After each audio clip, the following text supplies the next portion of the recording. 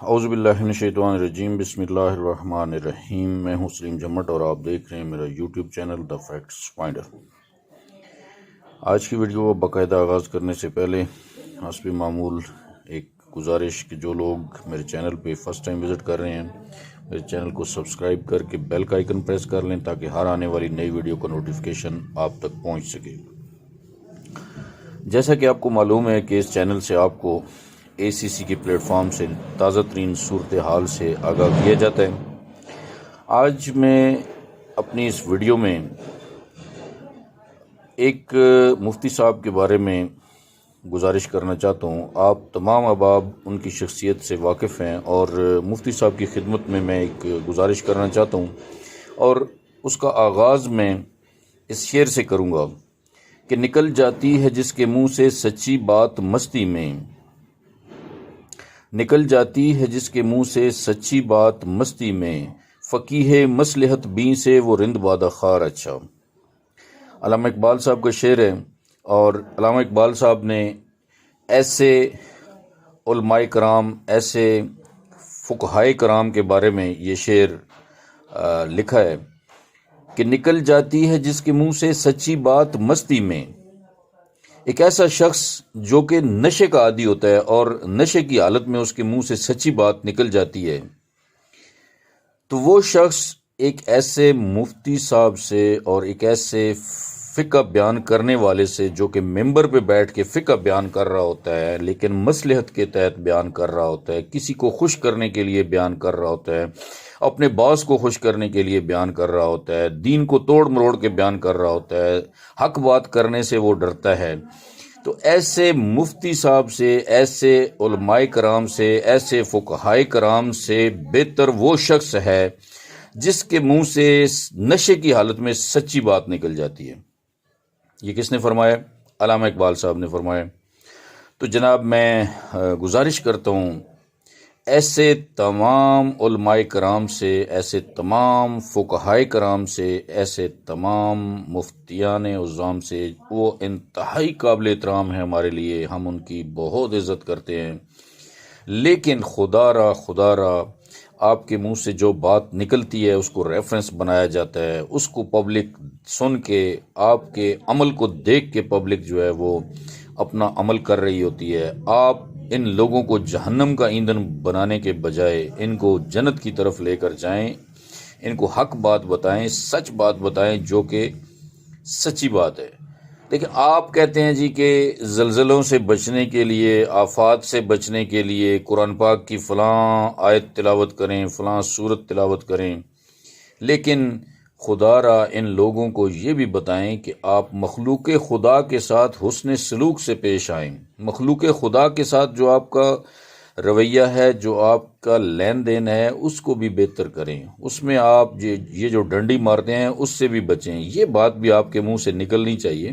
یہ باتیں آپ کے منہ سے کیوں نہیں نکلتی ہیں اللہ ہی بہتر جانتا ہے، لیکن میں آپ کو انتہائی قابل احترام اور انتہائی نرم لہجے میں، انتہائی پیار سے یہ بات کہہ رہا ہوں کہ مفتی صاحب برائے مہربانی آپ B4U کے وہ مفتی صاحب ہیں جنہوں نے بہت زیادہ نام کمایا، B4U میں آ کے آپ کی بہت زیادہ شہرت ہوئی، لیکن خدا را آج جو کام آپ کر رہے ہیں، اور ایک دیکھیں نا، ہر کام میں اور ہر سسٹم میں ایک ریڈ لائن ہوتی ہے، آپ ابھی ریڈ لائن کراس کر رہے ہیں۔ B4U کے متاثرین، لاکھوں متاثرین کو بے یار و مددگار چھوڑنے کے بعد آپ کیش ورتھ جوائن کر چکے ہیں، اور کیش ورتھ کی آپ پروموشن کر رہے ہیں۔ کس منہ سے پروموشن کر رہے ہیں؟ کس منہ سے آپ راجہ ریاض صاحب کی تعریفیں کر رہے ہیں؟ وہ شخص جو کہ 1.5 سال تک لوگوں کو جو ہے وہ ان کی امید بنا رہا، آج اس نے اپنا ذاتی سسٹم بنا کے لوگوں کو وہاں پہ پھر اس میں وہ انویسٹمنٹ کرنے کی دعوت دے رہا ہے۔ یہ کون سا طریقہ ہے؟ یہ کون سا عمل ہے؟ یہ کوئی نیک عمل نہیں ہے۔ آپ کو چاہیے تھا، آپ نے کہا تھا کہ سیف الرحمان نے اگر کہیں پہ مجھے اس کی نیت میں شک ہوا تو میں پبلک کے ساتھ کھڑا ہوں گا۔ تو یہ جناب والا جو ہاں، میں ایک بات مان لیتا ہوں، آپ نے کہا ٹھیک ہے، وہ ابھی بھی انکار نہیں کرتے ہیں، اور یہ بہت بڑی ایک ٹیکنیک ہوتی ہے کہ کسی کو کوئی چیز نہ دینی ہو تو اس پہ انکار نہ کریں، کیونکہ آج انکار کرتے ہیں نا سیف الرحمان خان نیازی صاحب، تو پھر دیکھیں لوگ کیا حشر کرتے ہیں ان کو۔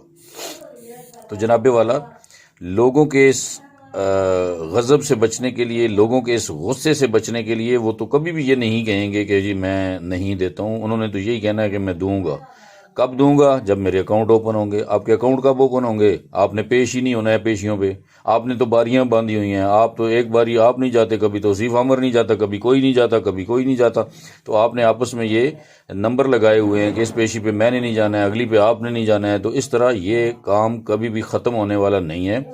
ہاں، ایک طریقے سے ہم مان لیتے، آپ کہیں کسی جھونپڑی میں رہ رہے ہوتے، آپ محل سے نکل کر جھونپڑی میں آ چکے ہوتے، آپ کے کھانے پینے میں، آپ کے رہن سہن میں تبدیلی آ چکی ہوتی، آپ کی عیاشیاں جو ہیں وہ آپ کی غربت میں تبدیل ہو گئی ہوتی، تو آج ہم یہ سوچنے پہ مجبور ہوتے کہ سیف الرحمان صاحب سچ کہہ رہے ہیں۔ سیف الرحمان صاحب آج سچ نہیں کہہ رہے ہیں، خدا را اس بات کو آپ سمجھیں، اور مجھے یہ بات کرتے ہوئے بالکل بھی کوئی ڈر اور خوف نہیں ہے کہ سیف الرحمان صاحب سچ نہیں کہہ رہے ہیں۔ سیف الرحمان صاحب جو کہتے ہیں میرے پاس کچھ نہیں ہے، یہ جھوٹ ہے، یہ جھوٹ ہے، یہ جھوٹ ہے، ٹھیک ہے؟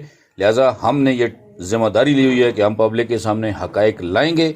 سیف الرحمان صاحب پبلک کو سچ بھی نہیں بتاتے ہیں اور ایڈوائزری کور کمیٹی کے ساتھ میٹنگ بھی نہیں کرنا چاہتے ہیں، تو جناب والا یہ کوئی حق اور انصاف کی بات نہیں ہے۔ ہم آپ کو یہ گارنٹی دیتے ہیں کہ آپ کے سامنے بیٹھیں گے، آپ کے ساتھ کسی قسم کی کوئی بدتمیزی نہیں ہوگی، کوئی آپ کے ساتھ غلط سلوک نہیں ہوگا، کوئی آپ کے ساتھ اونچی آواز میں بات نہیں کرے گا، لیکن حق بات کرنے سے ہم پیچھے کبھی بھی نہیں ہٹیں گے۔ آپ دھمکیاں دیں، آپ ہمارے پوسٹر بنائیں، آپ ہمارے جتنا مرضی کردار کشی کریں، جو مرضی کر لیں، لیکن ہم پیچھے کبھی بھی نہیں ہٹیں گے۔ عوام کو ہم سچ بات بتاتے رہیں گے۔